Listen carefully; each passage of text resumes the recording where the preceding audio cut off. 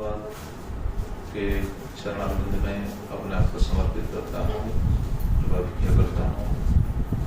श्रील गुरुदेव की चरणारविंद में समर्पित होकर कृपा होकर प्रभु श्री श्री राधा गोपाल कृष्णा, प्रभु श्री श्री जगन्नाथ बलदेव सुभद्रा महारानी के चरण कमल पे अपने आप को समर्पित करते हुए कृपा भिक्षा करते हुए भगवान की कुछ कथा कहने की कोशिश करूंगा। और आप सभी भक्तों को भूरी भूरी धन्यवाद ज्ञापन करता हूँ, क्योंकि बार बार आप भगवान की कथा श्रवण करने के लिए अपना उत्सुक भाव को प्रकट करते हैं और श्रद्धा से भगवान की कथा श्रवण करते हैं।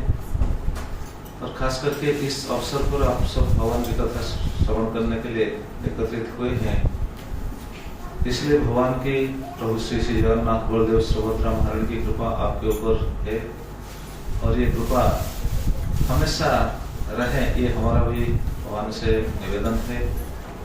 हम सभी के ऊपर भगवान की कृपा ऐसी बरसती रहे। तो पिछले साल तो नहीं 2023 अच्छा, हमने सुना था कि जगन्नाथ के बारे में बहुत सारा कथा हमने सुने थे, लेकिन शायद सभी को याद नहीं है। सबको याद है जितने हम सुने थे? कुछ याद होगा। तो जगन्नाथ की कथा इसलिए कहा गया है हरि अनंत, हरि कथा अनंत। हरि जैसे अनंत है, हरि की कथा भी अनंत है। हरि क्यों अनंत है? हरि अनंत होने का कारण क्या है? क्योंकि जैसे श्रीमद् भगवत गीता में भगवान स्वयं अपने आप को बताते हुए बोलते हैं कि हरि सर्वव्यापक है। प्रहलाद महाराज जैसे भगवान को हर जगह पर देखते थे, तो हरि सर्वत्र है। हमारा चक्षु ऐसा नहीं है, शास्त्रों में ऐसा कहा गया कि चक्षु का पाटव शक्ति मतलब ये शास्त्रों का सिद्धांत, शास्त्रों का शब्द है। मतलब जैसे चक्षु का पूर्ण दिव्य स्थिति, अगर चक्षु पूर्ण दिव्य स्थिति में रह पाएगा तो हर जगह पर भगवान को देख पाएगा। हम नहीं देख पाते हैं क्योंकि हमारा चक्षु ऐसा नहीं है। लेकिन प्रहलाद महाराज हर जगह पर भगवान को देखते थे। इसलिए हिरण्यकशिपु पूछा ना कि तुम्हारा भगवान, तुम हरि हरि हरि हरि हर बात हर समय बोलते हो, हरि कहाँ पर है? प्रहलाद क्या बोले? पता है क्या बोले? प्रहलाद बोले हरि सर्वत्र है।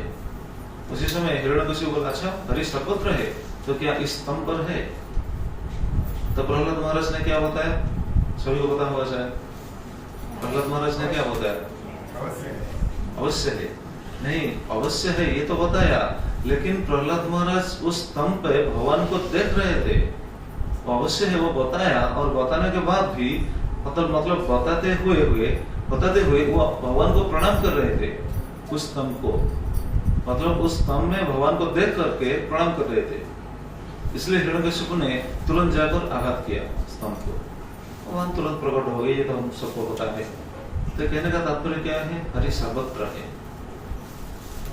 तो हरि का कथा भी अनंत है। हरि अनंत, हरि कथा अनंत। हरि अनंत, हरि कथा अनंत। हरि का कितना रूप है पता है किसको? भगवान का कितना रूप है? अनंत रूप है। अच्छा, भगवान का कितना अवतार है? अनंत। इसके बारे में तो शायद पता होगा सभी को। भगवान का कितना अवतार है? जो भी बोलेंगे वो सब सही लोग।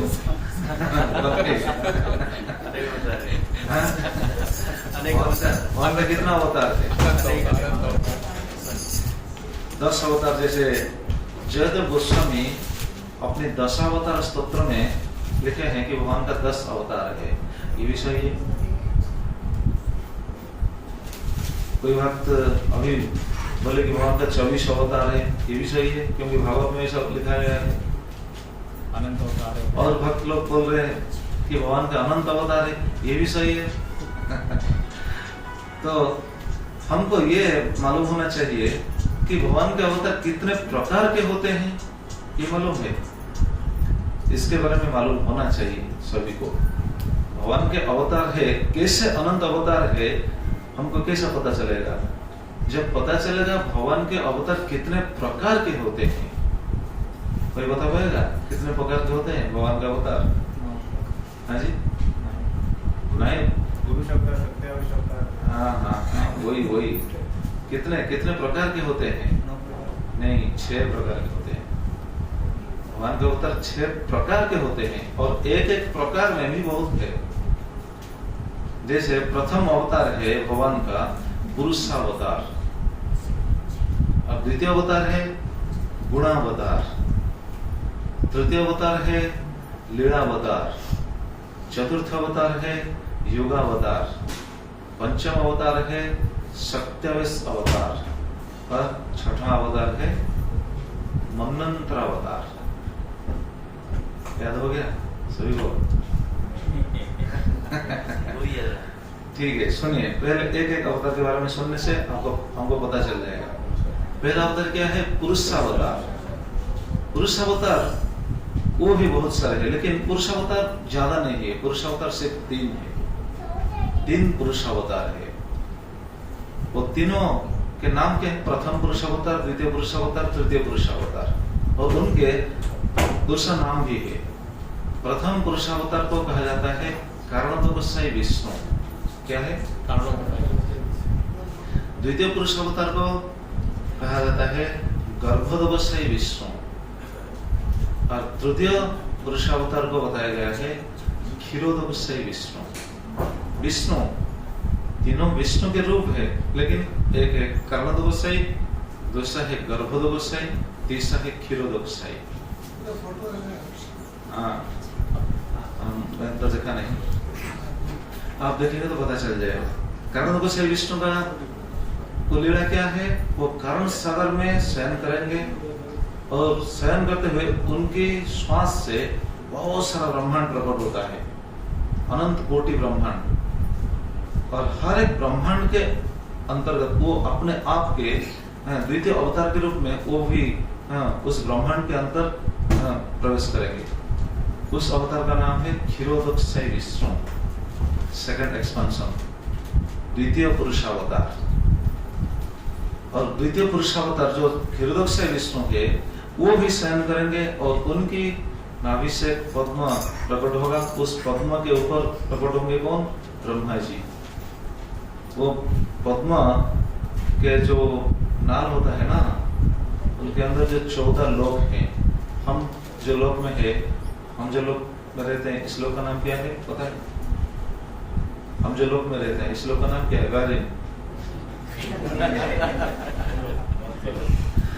मर्त्यलोक। मर्त्यलोक।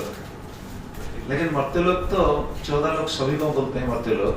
खास करके इस लोक को मर्त्यलोक हम कहते हैं, क्यों? क्योंकि यहाँ सब लोग विनाशशील है, मरने वाले हैं। तो सभी तो मरने वाले हैं, ब्रह्मा जी भी मरने वाले हैं। इसमें इसलिए उड़िया में कहावत है, मर्त्य मंडल देह वही। तो मर्त्य मंडल में जो भी शरीर उनको मिला है, वो शरीर वो छोड़ने वाला है, कभी ना कभी तो वो शरीर छूटेगा। तो इस लोक का नाम है, हम जो लोक में रहते हैं, इस लोक का नाम है क्या? भूलोक। भूभः स्वः महः जनः तपः सत्य। फिर नीचे नीचे भी बहुत सारा लोग, 7 लोग है, तल अतल तल तल रसातल पाताल, ऐसे 7 है। नीचे 7, ऊपर 7, ये है 14 लोग। ये 14 लोगों का कॉम्बिनेशन का जो एक स्फीयर है, उनको बोलते हैं ब्रह्मांड, एक ब्रह्मांड। ऐसे अनंत कोटि ब्रह्मांड है। तो हर ब्रह्मांड में भगवान वो गर्भोदकसाई विष्णु के रूप में विराजमान होते हैं, मतलब शयन करते हैं। अच्छा, और तृतीय अवतार है क्षीरोदकसाई विष्णु। क्षीरोदकसाई विष्णु का रूप क्या है पता है किसको? क्षीरोदकसाई विष्णु कौन सी स्वरूप में मतलब दिखाई देते हैं, या फिर हम उनको देख पाएंगे कौन सी स्वरूप में? क्षीरोदकसाई विष्णु का रूप है परमात्मा स्वरूप। कम से कम हम सभी को पता होगा कि भगवान हर जीव के हृदय में निवास करते हैं, है कि नहीं? हर जीव के अंदर है कि नहीं भगवान? एक है आत्मा और दूसरा है परमात्मा। वो जो परमात्मा है वो है क्षीरोदकसाई विष्णु, विष्णु के 3rd एक्सपेंशन।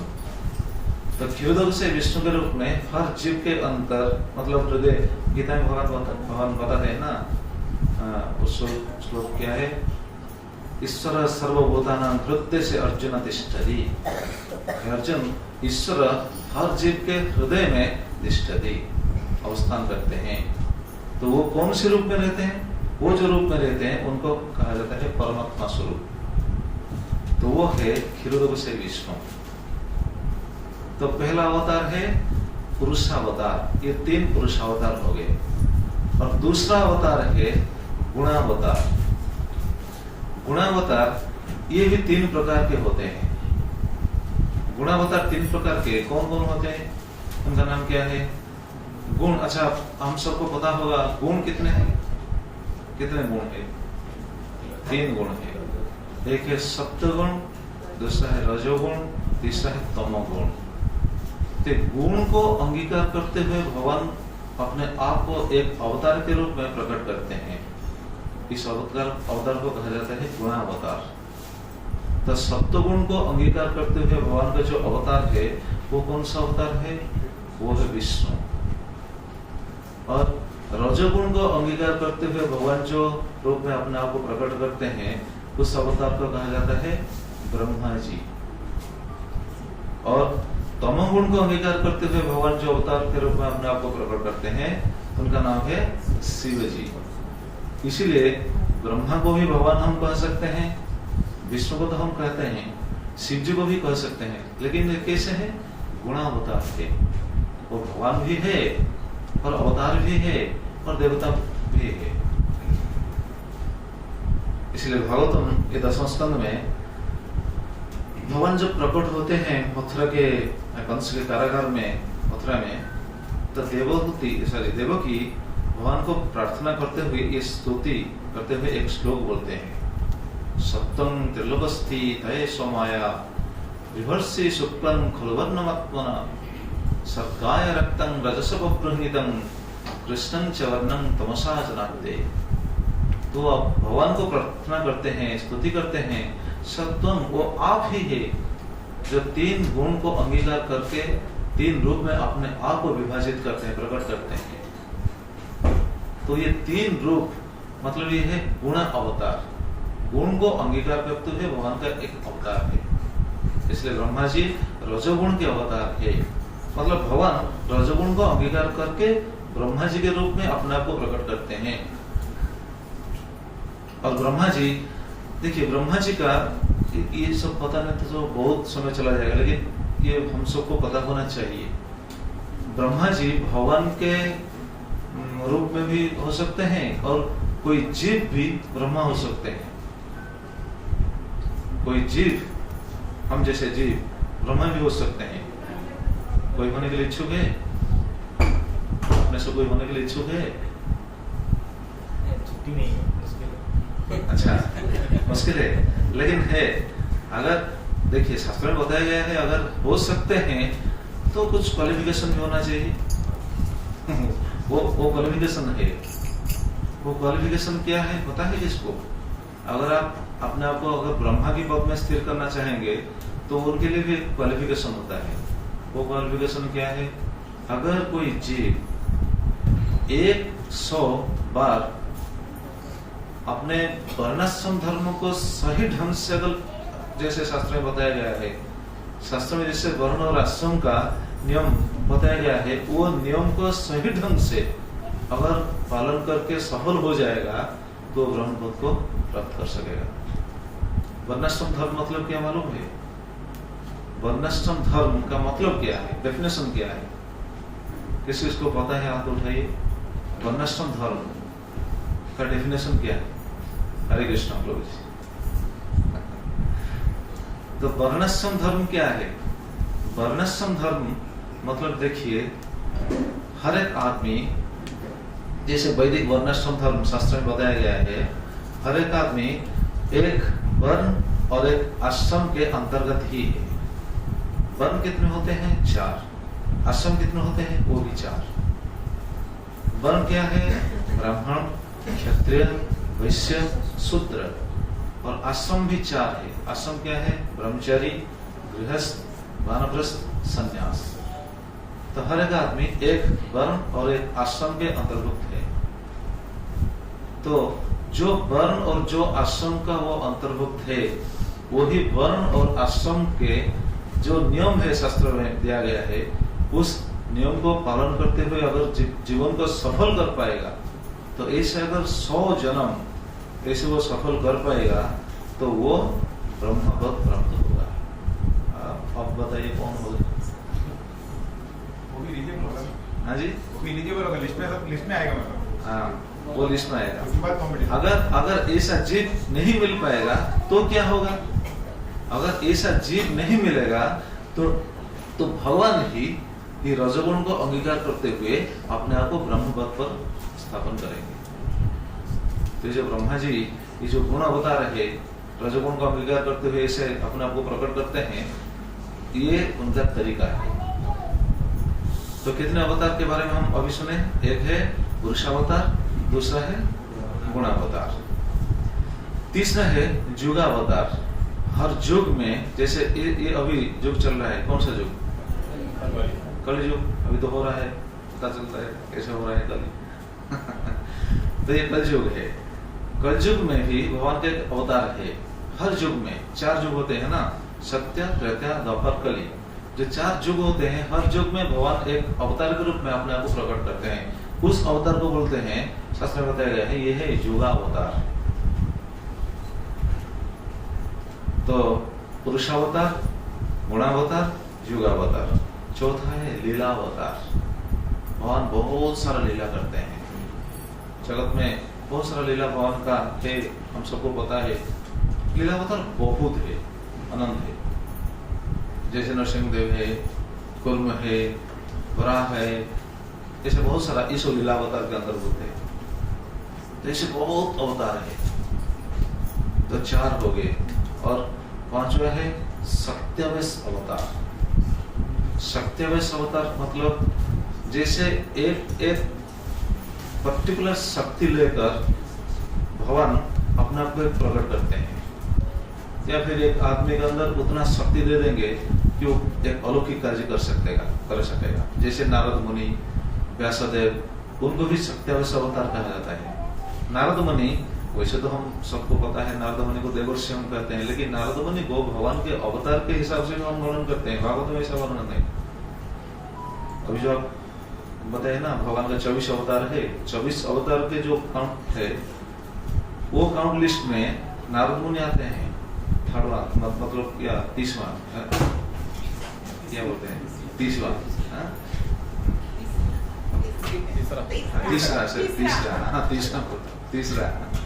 तीसरा अवतार, 3rd अवतार है नारद मुनि। तो कौन सा अवतार है? वो सत्यावेश अवतार है। जैसे व्यासदेव सत्यावेश अवतार है। ये भगवान का अवतार है, लेकिन सत्यावेश अवतार है। और छठा अवतार है मनवंतर अवतार। एक मनवंतर में भगवान का एक अवतार होता है, वो है मनवंतर अवतार। एक मनवंतर कितना समय होता है पता है किसको? आपको तो शायद पता होगा। एक मनवंतर 71 plus, exactly not 71, 71 plus, 71 something. मतलब ये जो सत्य, त्रेता, द्वापर, कलि, ये जो 4 युग है, ये 4 युग 71 टाइम्स आएगा। 71 बार जब ये 4 युग आएगा, वो जो पीरियड है, ये पीरियड को कहा जाता है एक मनवंतर। ब्रह्मा जी के एक दिन में ऐसा 14 मनवंतर होता है। मतलब ब्रह्मा जी का एक दिन कितना है? 1000 चतुर्युग होता है। तो 14 मनवंतर होता है। हम जिस मनवंतर में है, उस मनवंतर का नाम भी है। हम जिस मनवंतर में अभी वास कर रहे हैं, इस मनवंतर का मनु कौन है? वैवस्वत मनु। वो है 7वां मनु। 14 मनु जो होते हैं, 7वां मनु है वैवस्वत मनु। तो कहने का तात्पर्य क्या था? भगवान का अवतार कितना है? तो मनवंतर अवतार है। आप भागवतम चैतन्य चरितामृत ग्रंथ पढ़ेंगे तो पता चल जाएगा मनवंतर अवतार कितना है। ब्रह्मा जी के एक दिन में कितना मनवंतर अवतार होते हैं, और ब्रह्मा जी के बिल्कुल आयु के अंतर्गत कितने मनवंतर अवतार आते हैं, आप सुनेंगे तो हैरान हो जाएंगे।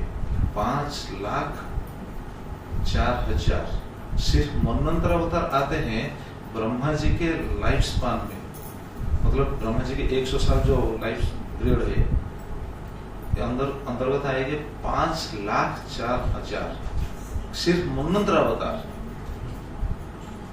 तो जरा सोचिए लीलावतार कितना होंगे और सत्यावश अवतार कितना होंगे, युगावतार कितना होंगे। तो कहने का तात्पर्य क्या था कि भगवान का अवतार इतना है, इसलिए कहा जाता है हरि अनंत, हरि कथा अनंत।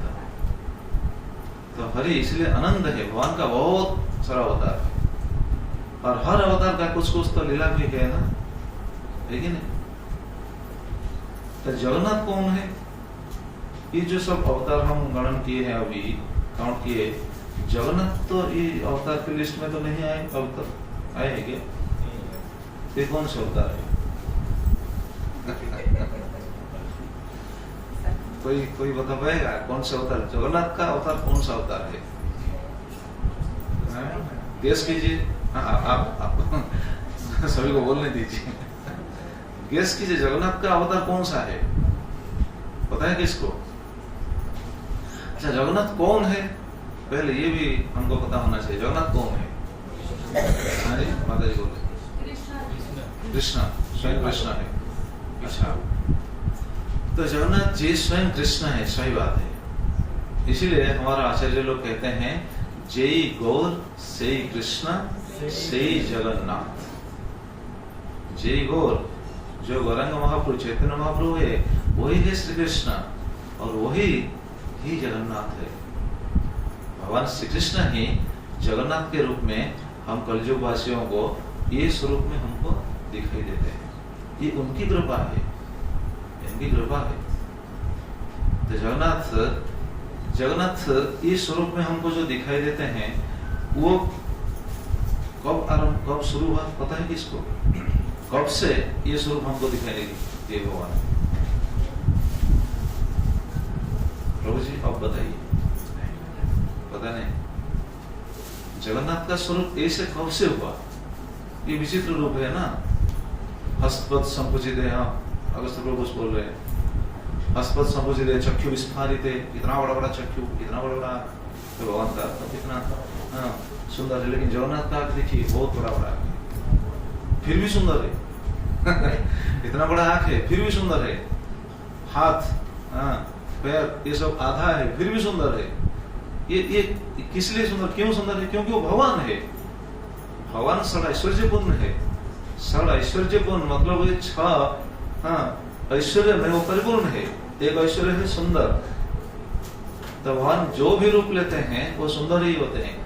एक भक्त मुझे प्रश्न किया, प्रभु जी आप बोल रहे हैं भगवान सुंदर है, तो बराह रूप में जब भगवान प्रकट हुए थे तो क्या बराह रूप उतना सुंदर था? उनको क्या जवाब देगा आप? बराह रूप थोड़ी सुंदर है? बराह देखने के लिए सुंदर है क्या? बराह सुंदर नहीं है, लेकिन बराह भगवान का बराह रूप सुंदर है। आम बराह सुंदर नहीं है, लेकिन भगवान का बराह रूप सुंदर है। अब देखिए भागवत में वो चित्र, वो पिक्चर प्रभुपाद दिए हैं, बहुत सुंदर है।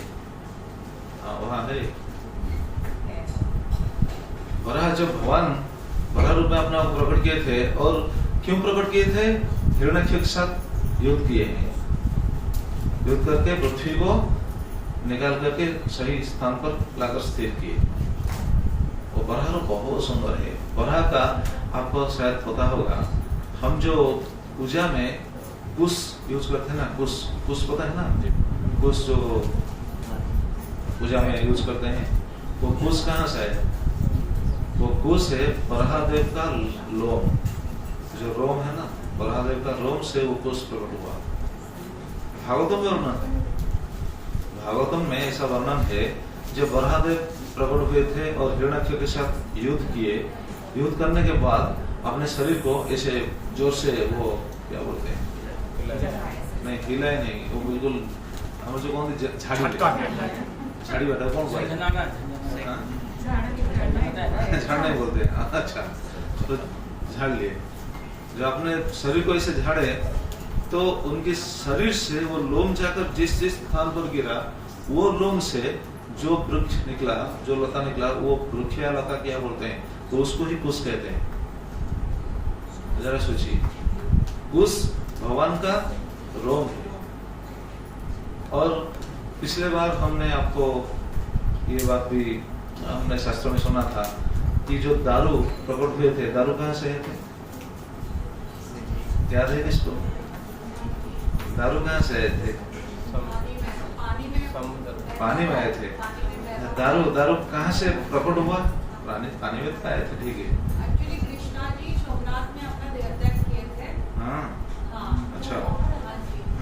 अच्छा ना, ये गलत है। कृष्ण जी देहत्याग नहीं कर सकते हैं। जैसे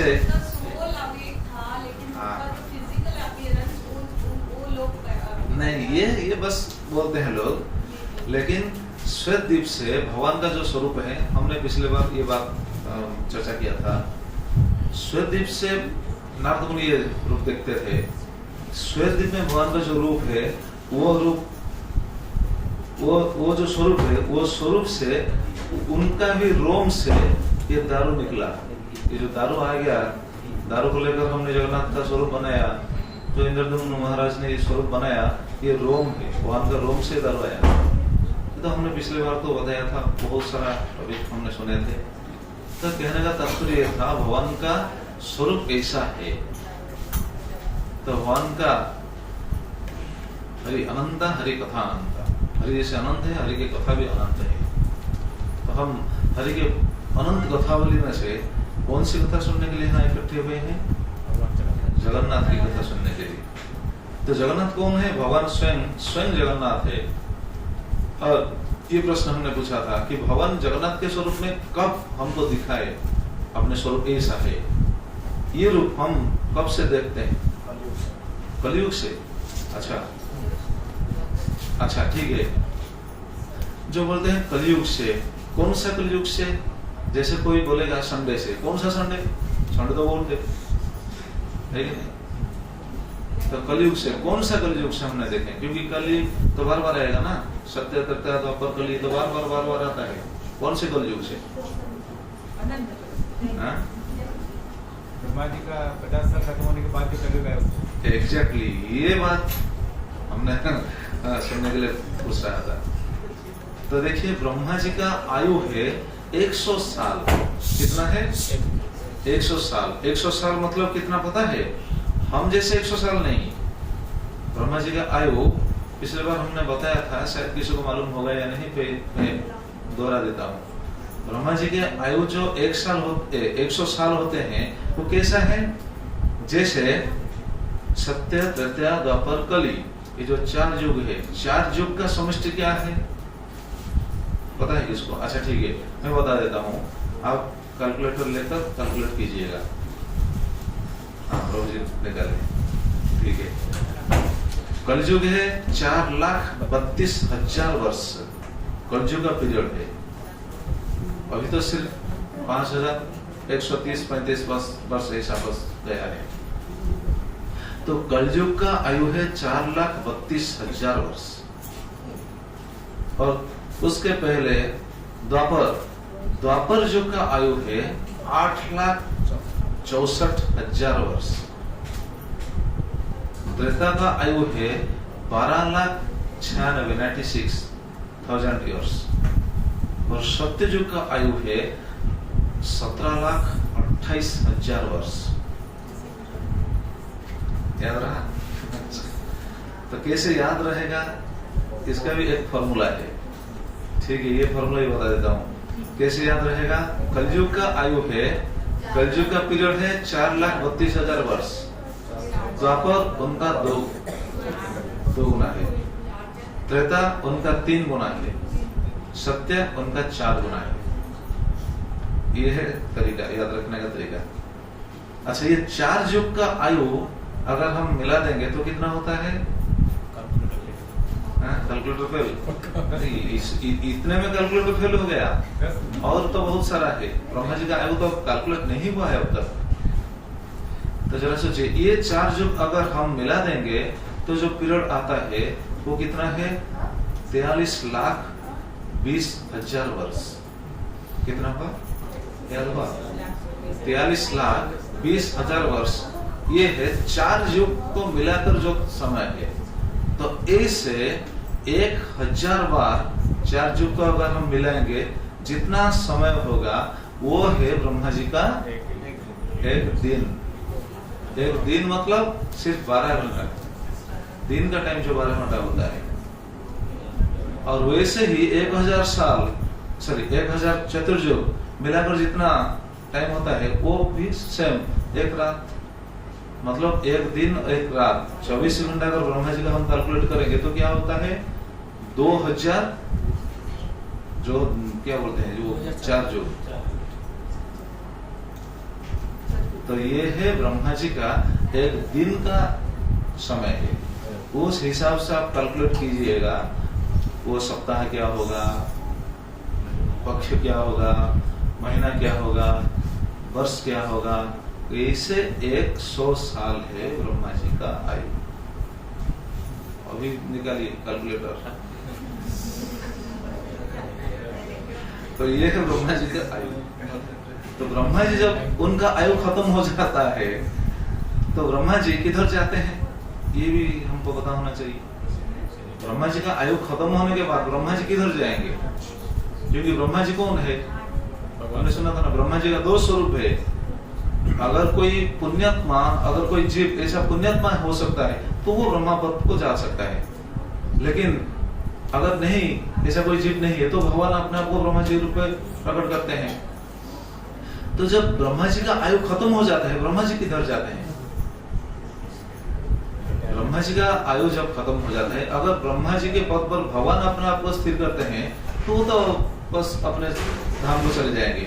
अगर कोई जीव उस स्थान पर जाकर ब्रह्मा जी का पद संभाला तो वो किधर जाएगा, पता है? आपने गीता कौन कौन पढ़ रहे हैं? हाँ अच्छा ठीक है। गीता, भगवत गीता कौन कौन पढ़ रहे हैं, हाथ उठाइए। तो भगवत गीता में भगवान एक श्लोक बताते हैं, पढ़ना चाहिए ना सबको भगवत गीता। कौन कौन मोबाइल नहीं देख रहे हैं, हाथ उठाइए। रोज कौन कौन मोबाइल नहीं देख रहे हैं?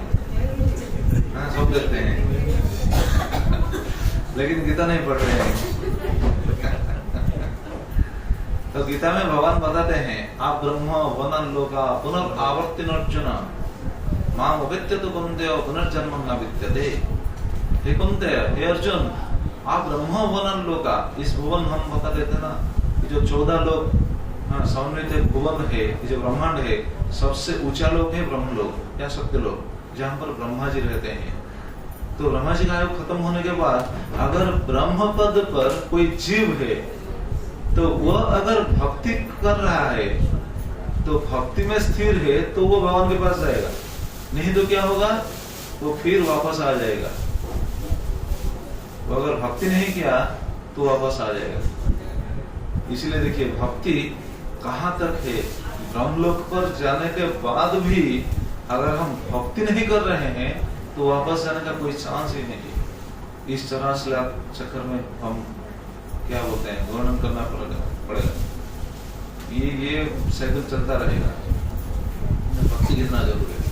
तो ये जो ब्रह्मा जी का लाइफ स्पान जो है 100 साल, ये 100 साल ब्रह्मा जी का लाइफ स्पान में 50 साल भगवान इस जगत में किस रूप में दिखाई देते हैं, जो रूप में दिखाई देते हैं उस रूप को कहते हैं नीलमाधव रूप। शायद आपको पता होगा इसके बारे में। नीलमाधव भी जगन्नाथ के रूप में परिवर्तित हुए।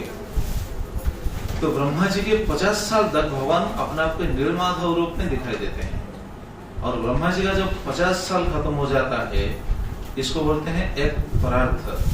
द्वितीय परार्थ जब ब्रह्मा जी का आरंभ हो जाता है, 50 साल खत्म होने के बाद दूसरा जो 50 साल है, उस 50 साल तक भगवान इस जगत को किस रूप में दिखाई देते हैं, प्रभु श्री जगन्नाथ इस रूप में। वही नीलमाधव इस रूप में हमको दिखाई देते हैं। तो इसके बारे में शायद हमने पिछले बार नहीं बताया था, ये रूप कब दिखाई देते हैं, लेकिन कैसे हुए थे इसके बारे में हमने चर्चा किया था पिछले बार। तो इस बार हम क्या चर्चा करेंगे, ये जो रथ यात्रा का समय जो चल रहा है, इस बार हम क्या चर्चा करेंगे, पता है किसको? कैसे पता होगा? गदा को बोलो। जगन्नाथ के बारे में तो हम सुनेंगे, कुछ ना कुछ सुनेंगे, बहुत सारा जगन्नाथ का लीला ही बहुत है, जगन्नाथ के भक्त के लीला ही बहुत है, बहुत भक्त है जगन्नाथ के, वो भी बहुत सुंदर सुंदर भक्त हैं। तो ठीक है, कम से कम रथ यात्रा का जब ये जो समय चल रहा है, रथ यात्रा से बावड़ा तक तो आप सब यहाँ पर जगन्नाथ जी को रथ में खींचेंगे, रथ यात्रा कर रहे होंगे शायद। तो ये जो रथ यात्रा शायद हमने पिछले बार भी बताया था, फिर भी हम सुनेंगे रथ यात्रा का कितना नाम है, किसको पता है? हम जो बोलते हैं रथ यात्रा, इसका नाम कितना है? हाँ, किसको पता है? कितना नाम, रथ यात्रा का कितना नाम है? घोष यात्रा और गुंज यात्रा और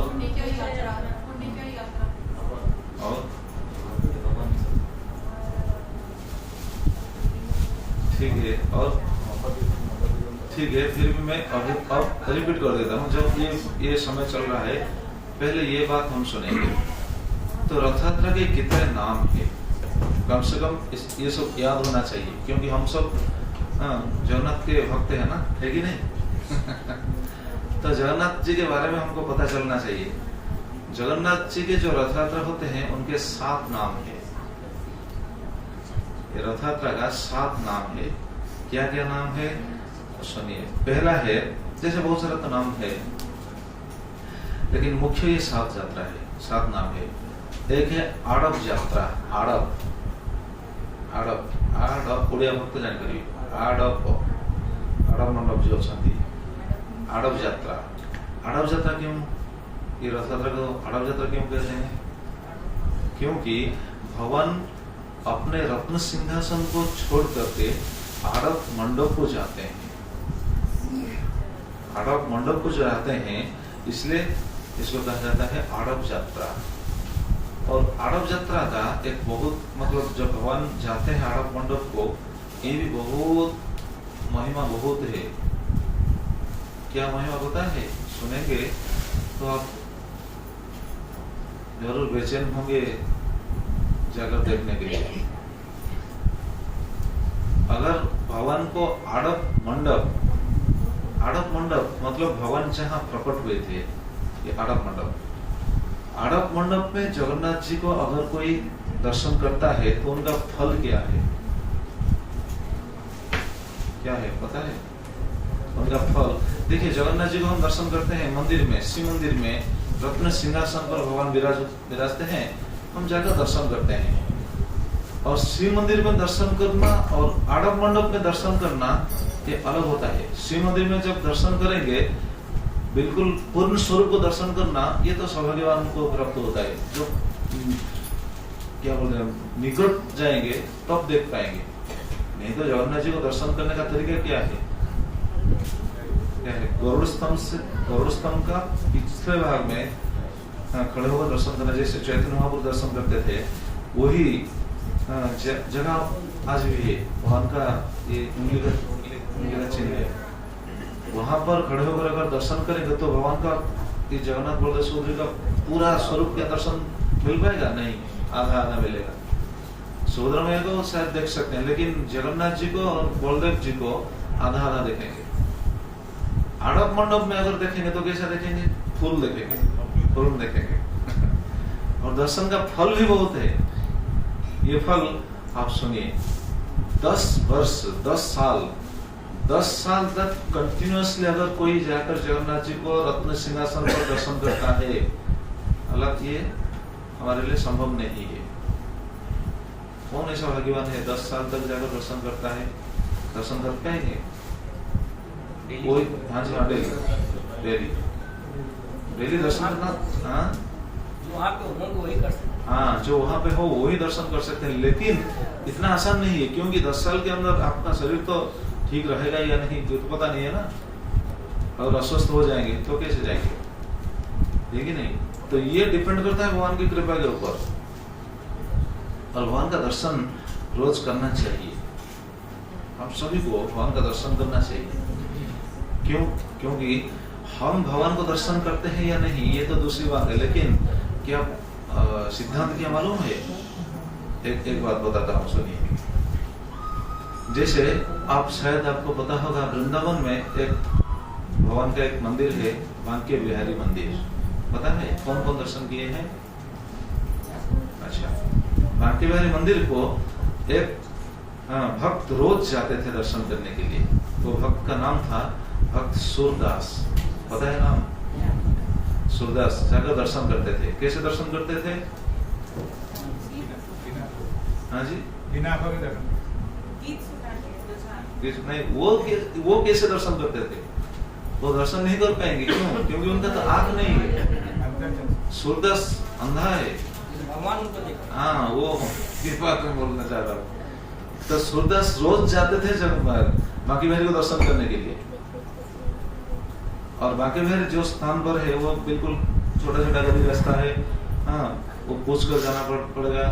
वैसे आप देखिए, आप अगर बार बार गए हो तो पता चलेगा कि कौन सा रास्ता किधर जाता है, कि नहीं तो बिल्कुल वहां गुम हो जाएंगे। सूरदास पूछ कर जाते थे आगे बिहारी तक। तो एक दिन एक साधु, शायद उनका नाम शरणानंद सरस्वती ऐसा कुछ है, उन्होंने सूरदास को, जब सूरदास ने उनको पूछा कि बांके बिहारी को जाने के लिए रास्ता किधर है, तो शरणानंद सरस्वती ने उनको पूछा, अच्छा आप बांके बिहारी को दर्शन करने के लिए जा रहे हैं, आप तो अंधे हैं, आप कैसे दर्शन करते हैं? तो सूरदास उनको पूछा, अच्छा आप कौन बोल रहे हैं? मैं शरणानंद बोल रहा हूँ। अच्छा आप शरणानंद बोल रहे हैं, ठीक है। शरणानंद, ये जगतवासी सभी को पता है, हम अंधे हैं, जगतवासी सभी को पता है, सूरदास देख नहीं पा रहे हैं, ये ठीक है, लेकिन जगतवासी क्या ये भूल गए हैं? सूरदास अंधे हो सकते हैं, लेकिन बांके बिहारी तो अंधे नहीं है। सूरदास बांके बिहारी को दर्शन नहीं करते हैं, बांके बिहारी सूरदास को दर्शन करते हैं। मैं इसलिए जाता हूँ, क्या बोलते हैं, हाजिरा देने के लिए, अटेंडेंस को देने के लिए जाता हूँ। तो सिद्धांत क्या है? सिद्धांत है हम भगवान को दर्शन नहीं कर पाएंगे, लेकिन भगवान के पास जब हम जाएंगे तो क्या होगा? भगवान हमको दर्शन करेंगे, कि उनके नजर को हम आ गए।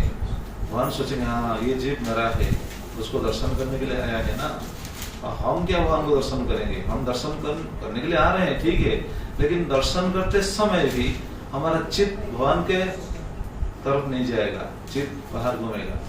ये काम है, ये काम है, ये काम है, हाँ, सब चिंता हमारे अंदर है ना। लेकिन भगवान के पास जब हम आते हैं तो भगवान हमको दर्शन करते हैं। लेकिन रोज जाना चाहिए, भगवान को दर्शन करने के लिए रोज जाना चाहिए। आप देखिए, एक ऐसा व्रत लीजिए, रोज भगवान को दर्शन करते हैं, रोज मैं भगवान को दर्शन करूंगा, ऐसा व्रत अगर लेकर आप दृढ़ होंगे और एक ये कार्य करेंगे, अगर एक दिन कोई कार्यवशत अगर एक दिन दर्शन नहीं कर सकते हैं, देखिए उस दिन कैसा लगता है। ये सोचने वाली बात है। उस दिन लगेगा शायद कुछ में मेरा कुछ गुम हो गया, मेरा कुछ लॉस हो गया। क्यों? क्योंकि बार बार दर्शन करने से भगवान के प्रति एक लगाव आ जाता है, एक क्या बोलते हैं, एक आकर्षण, अदृश्य आकर्षण आ जाता है भगवान के प्रति रोज दर्शन करने से। तो ये कहने वाला मैं था कि 10 साल तक जगन्नाथ जी को रत्न सिंहासन पर दर्शन करने का जो फल मिलता है, अगर कोई जाकर आड़प मंडप में एक बार दर्शन करेगा तो 10 साल दर्शन करने का फल जितना है, एक बार आड़प मंडप में दर्शन करने का फल उतना है। इसीलिए आप देखिए कि आड़प मंडप में जब भगवान आते हैं तो दर्शन करने के लिए वहां कितना भीड़ होता है। ये जो 9 दिन के अंदर दर्शन करने के लिए बहुत भीड़ होता है, शास्त्र में ऐसा वर्णन है। तो ये जो यात्रा का एक नाम है आड़प यात्रा, और दूसरा नाम है जन्म वेदी यात्रा। जन्म वेदी यात्रा क्यों? क्योंकि भगवान उस स्थान पर प्रकट हुए थे, जन्म हुए थे। भगवान का तो जन्म नहीं है, क्योंकि भगवान अपने आप स्वयं बताते हैं भगवद गीता में, क्या बताते हैं, जन्म कर्म च में दिव्यम एवं जो वेति तत्त्वतः।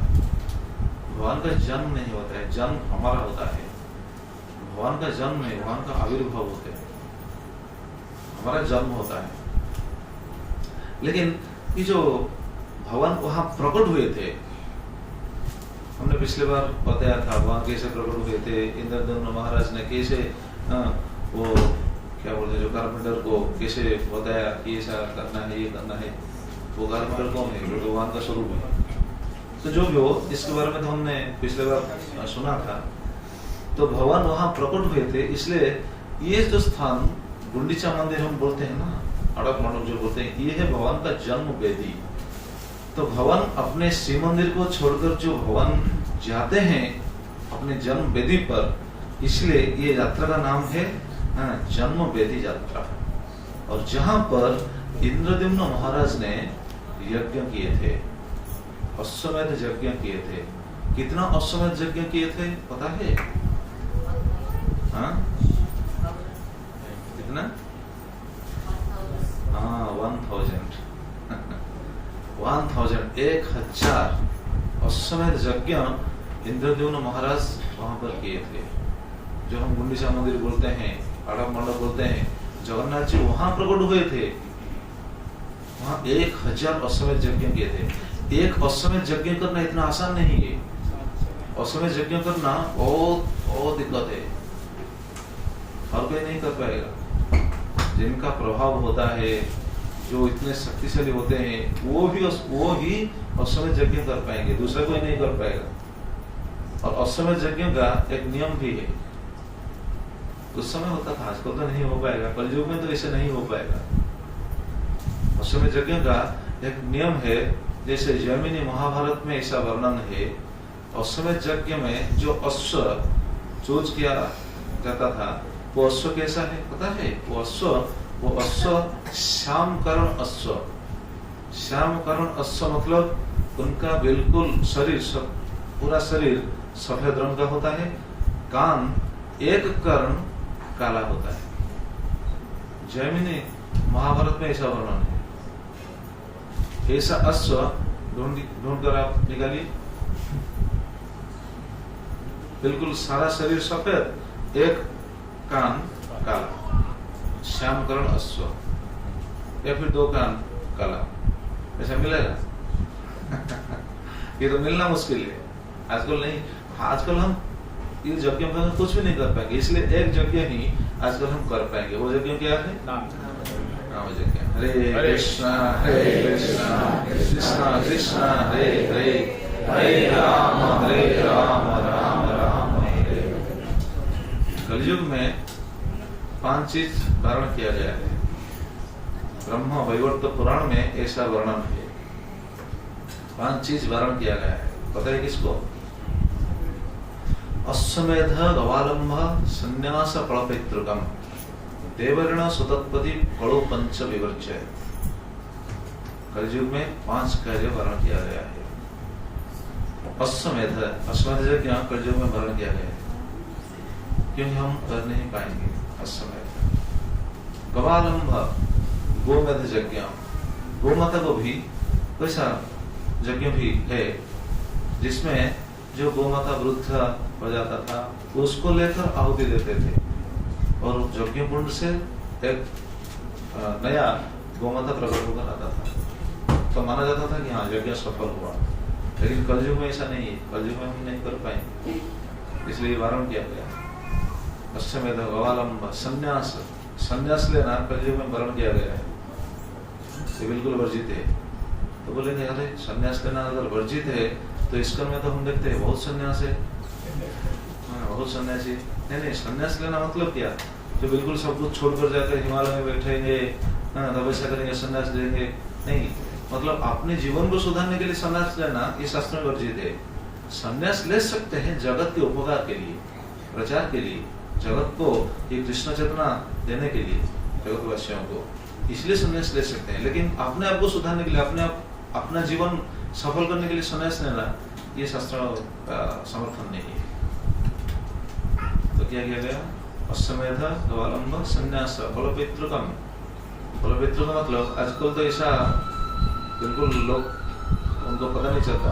जैसे पितृ श्राद्ध आदि कार्यों में ऐसे सब जो आमिष जो नॉनवेज कुकिंग करके जो देते हैं ये बिल्कुल वर्जित है। नॉनवेज तो बिल्कुल वर्जित ही है, लेकिन लोग बोलते हैं ना नहीं नहीं शास्त्रों में ऐसा वर्णन है कि पितृ यज्ञ में ऐसा देना चाहिए। इस उड़ीसा में आजकल भी ऐसा चलता है कि श्राद्ध में नहीं देते हैं, लेकिन देखिए कोई आदमी अगर मृत्युवरण करता है तो उनके जो 12 दिन होते हैं उस दिन वो फिश देते हैं। हाँ ठीक है नहीं, हाँ ये वर्जित है, शास्त्र में वर्ण किया गया है, लेकिन हम करते हैं, लोग करते हैं। और 5वां है देवर्ण सुतपति।